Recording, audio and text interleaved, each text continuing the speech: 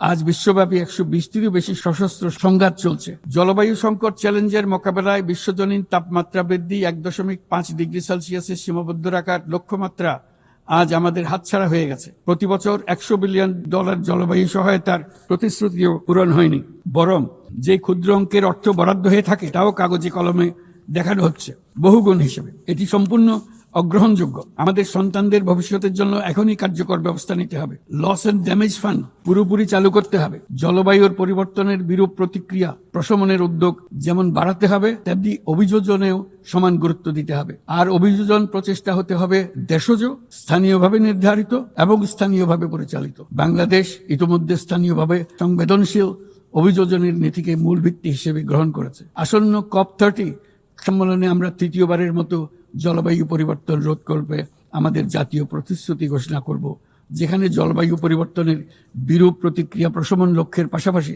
অভিযোজন উদ্যোগও থাকবে। বিশেষ গুরুত্ব পাবে ম্যানগ্রোভ বনাঞ্চল রক্ষা, জলাভূমি পুনরুদ্ধার করা। একই সঙ্গে আমরা আশা করি যে বৈশ্বিক সম্প্রদায়, বিশেষ করে উচ্চ কার্বন নিঃসরণকারী দেশগুলো তাদের দায়িত্বটুকু আন্তরিকভাবে পালন করবে। বর্তমানের আরেকটি বড় চ্যালেঞ্জ হলো বিশ্ব বাণিজ্যে সংরক্ষণবাদের উত্থান। আমাদের সময়ে আমরা দেখেছি বাণিজ্য ও বিশ্বায়নের সুফল মাত্র 3 দশকে 100 কোটি মানুষকে দারিদ্র্য থেকে মুক্ত করেছে। এখন যদি আমরা উল্টো পথে হাঁটি তবে আমাদের সন্তানদের সেই সুযোগ আর থাকবে না। এটা অনস্বীকার্য যে বাণিজ্যের ক্ষেত্রে প্রতিটি দেশের সার্বভৌম স্বার্থ সুরক্ষিত রাখতে হবে এবং কোনো দেশকে তার সাধ্যের অতিরিক্ত বোঝা বইতে দেওয়া যাবে না। কিন্তু বৈশ্বিক শান্তি ও সমৃদ্ধি টিকিয়ে রাখার স্বার্থে উন্মুক্ত, ন্যায়সঙ্গত, নিয়মভিত্তিক বৈশ্বিক বাণিজ্যের কোনো বিকল্প নেই।